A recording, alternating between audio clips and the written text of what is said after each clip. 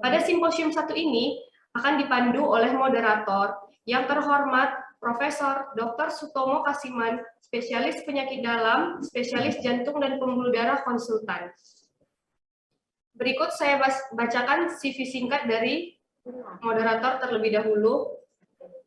Profesor Dr. Sutomo Kasiman, spesialis penyakit dalam, spesialis jantung pembuluh darah konsultan, menyelesaikan pendidikan dokter umum dan pendidikan dokter spesialis penyakit dalam dari Universitas Sumatera Utara. Beliau menyelesaikan pendidikan spesialis jantung dan pembuluh darah dari Universitas Indonesia, Jakarta.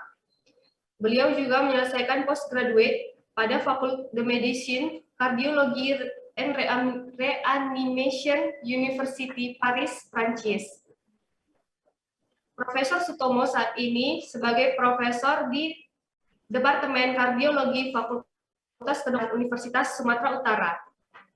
Beliau juga menjabat sebagai direktur dari Rumah Sakit Columbia Asia Medan, Sumatera Utara. Baiklah, untuk mempersingkat waktu, kepada Prof. Sutomo Kasiman, kami persilahkan dok waktu dan tempat. Baik, terima kasih. Assalamualaikum warahmatullahi wabarakatuh.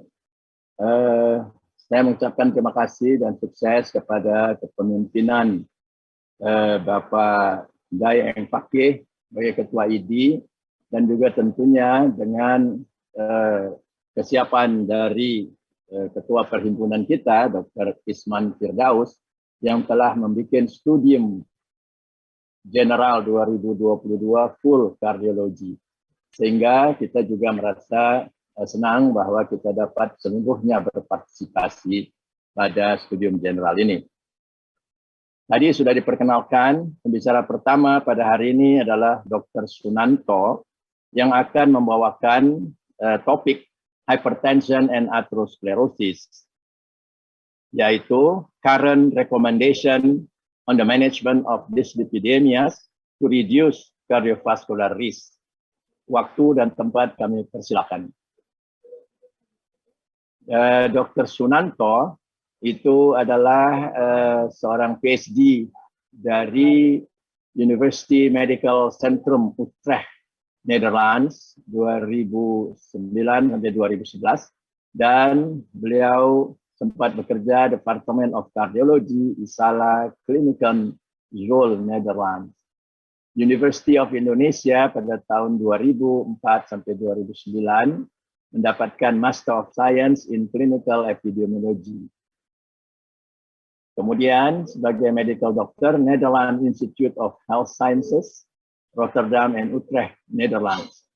Dan University of Indonesia, Jakarta pada tahun 1995 sampai 2001. Beliau telah menjalankan Interventional Cardiology Fellowship dari National Cardiovascular Center Harapan Kita, Jakarta, Indonesia, dari Januari 2014 sampai September 2014. Beliau ikut di dalam organisasi sebagai ketua dari Working Group Pogja Atherosclerosis, Thrombosis, Lipid, and Regeneration Therapy of Indonesian Heart Association. Kemudian juga beliau adalah Deputy Editor Indonesian Journal of Cardiology. Dr. Sunanto. Silakan. Terima kasih, Prof. Beliau guru saya. Sehat selalu, Prof. Izin saya untuk share screen, Prof. Silakan.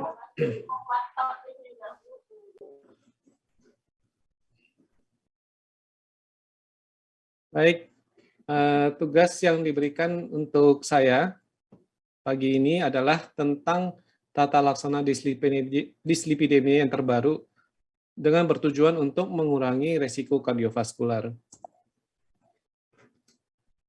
Jadi kalau kita lihat bagaimana beban penyakit kardiovaskular, kalau kita lihat proyeksi Indonesia, kalau global trend seharusnya sejak tahun 2010 sampai ke 2025 global trendnya itu adalah menurun.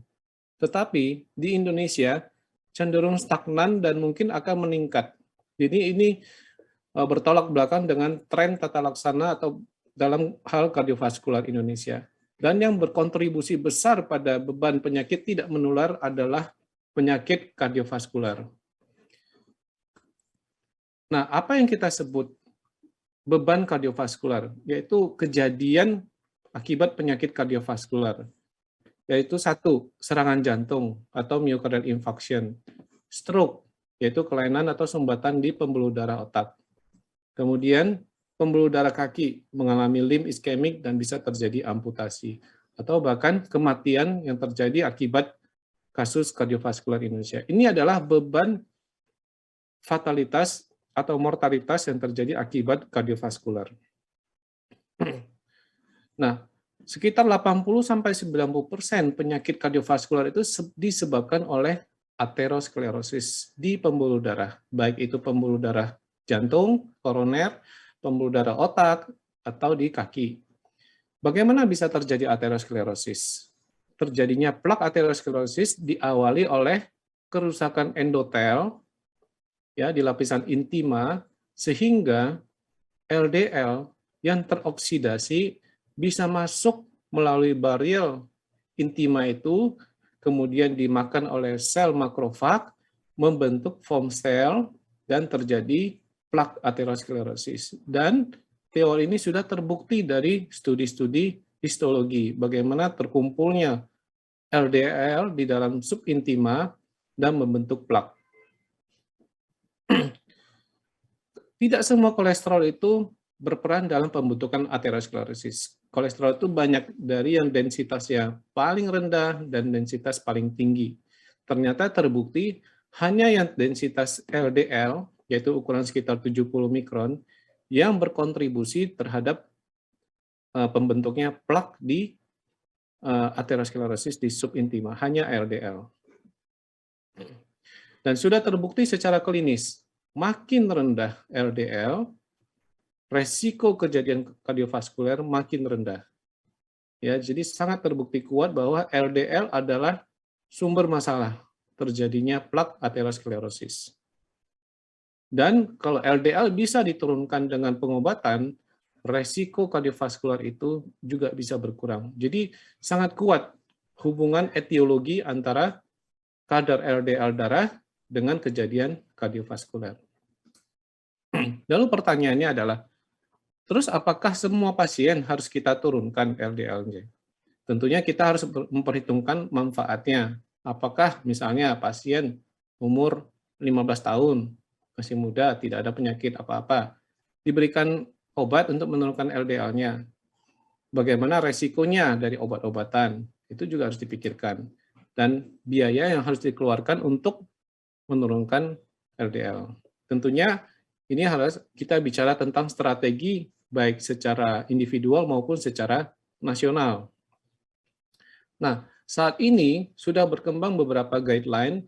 Yang paling baru yang bisa kita adopsi adalah yang dikeluarkan oleh European Society of Cardiology. Yang paling baru, tahun 2021, ESC mengeluarkan guideline untuk disease prevention. Di dalamnya ada juga bicara tentang dislipidemia. Dan khusus untuk dislipidemia, ESC yang terakhir mengeluarkan guideline tahun 2019. Nah, dua rekomendasi inilah yang saya pakai dalam slide lecture saya pagi ini. Nah, sangat menarik kita lihat bahwa memang menurunkan LDL, misalnya 70-an ke 50-an ke 38, resiko terjadinya kardiovaskular bisa kita kurangin. Betul. Tetapi pada pasien yang resiko tinggi dibandingkan dengan pasien yang resiko rendah, yang mendapatkan manfaat besar jika resiko pasien itu resiko tinggi.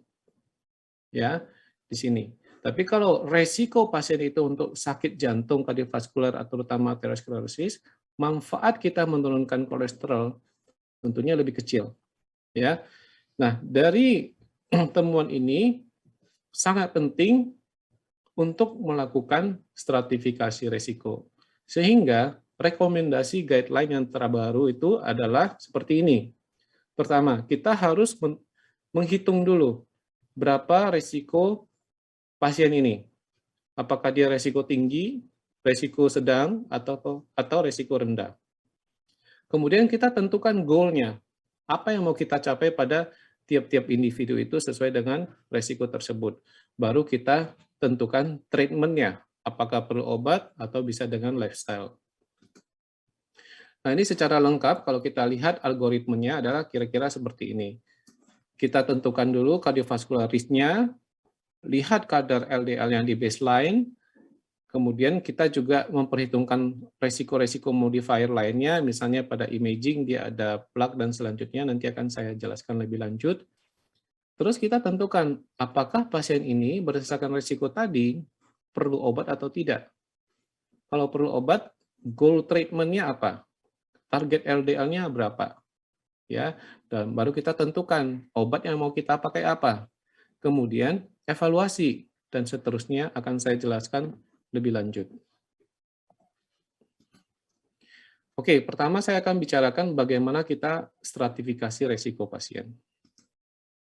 Nah, di guideline ESC 2019 dan 2021 sudah dengan jelas menyebutkan bagaimana kita menentukan stratifikasi resiko seorang pasien. Dibagi atas pasien dengan very high risk, kemudian pasien high risk, pasien moderate risk, dan pasien low risk. Ada kriteria-kriterianya di sini, kapan seorang pasien disebut sebagai very high risk, kapan disebut sebagai high risk, kapan disebut sebagai moderate risk, dan kapan disebut sebagai low risk.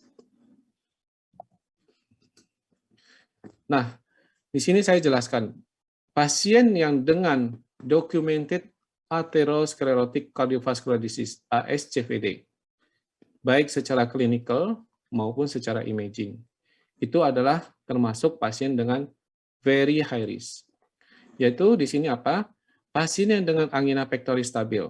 Jadi kalau ada pasien kita jelas diagnosis dengan angina pectoris stabil, dia otomatis masuk pasien very high risk. Pasien yang pernah mengalami stroke sumbatan, dia juga termasuk pasien very high risk. Pasien yang pernah serangan jantung, walaupun dia kemudian sembuh, pulih, tetap dia termasuk pasien very high risk. Pasien yang pernah PCI, pasang ring, termasuk pasien very high risk. Pasien yang pernah riwayat bypass, operasi jantung bypass, juga termasuk pasien very high risk. Atau pasien yang tidak ada gejala, sehat, ya, tidak ada keluhan sama sekali. Kemudian dia check up misalnya CT scan, ada plaque. Ini termasuk pasien very high risk. Atau misalnya dari gambaran USG karotisnya di pembuluh darah leher, kita lihat di sini ada plaque atherosclerosis. Dia termasuk pasien very high risk, walaupun tidak ada gejala atau belum ada gejala. Kalau pasien diabetes gimana? Pasien diabetes bisa masuk very high risk, bisa masuk high risk, bisa masuk moderate risk. Kapan disebut very high risk? Kalau ada target organ damage. Target organ damage-nya apa? Misalnya dia ada nefropati diabetik, neuropati diabetik, retinopati diabetik. Kalau dia ada target organ damage diabetik, termasuk very high risk. Pasien dengan ASCVD, seperti yang saya jelaskan sebelumnya, pasien dengan lebih dari 3 faktor risiko, misalnya dia diabetes, disertai dengan hypertension, disertai dyslipidemia yang tinggi, disertai dengan family history, merokok, kalau dia lebih dari 3, dia termasuk very high risk. Atau pasien diabetik dengan severe CKD, kurang dari 45 GFR-nya, termasuk very high risk. Kalau pasien diabetes, tidak ada target organ damage, tidak ada ASCVD, tapi diabetesnya sudah lebih dari 10 tahun, dia masuk high risk. Kalau pasiennya terkontrol baik gulanya, diabetesnya kurang dari 10 tahun, tidak ada target organ damage, tidak ada ASCVD, dia termasuk moderate risk. Pasien CKD juga termasuk, ya, very high risk atau high risk. Kalau dia severe CKD, kurang dari 30-an, dia masuk very high risk. Kalau dia high risk, kalau dia moderate CKD, dia masuk high risk. Atau pasien dengan familial hypercholesterolemia.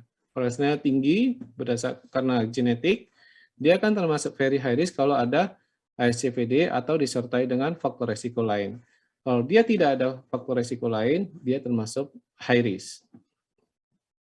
Atau kita hitung dengan skor, ya. Di ESC 2001 mengeluarkan skor yang terbaru namanya skor 2 OP. Di sini dengan memasukkan kriteria tekanan darah, jenis kelamin, merokok atau tidak merokok, non HDL kolesterol, kita bisa kategorikan di chart ini. Dia bisa termasuk very high risk, moderate risk, low risk berdasarkan angka yang muncul di tiap-tiap pasien nanti. Nah, setelah kita menentukan resiko seseorang pasien, kita tentukan target LDL yang mau kita capai pada pasien tersebut. Misalnya, pasiennya kalau very high risk, target LDL-nya adalah 55. Kalau pasien high risk, target LDL-nya adalah 70. Kalau moderate, target LDL-nya adalah 100. Kalau low, target LDL-nya adalah 116.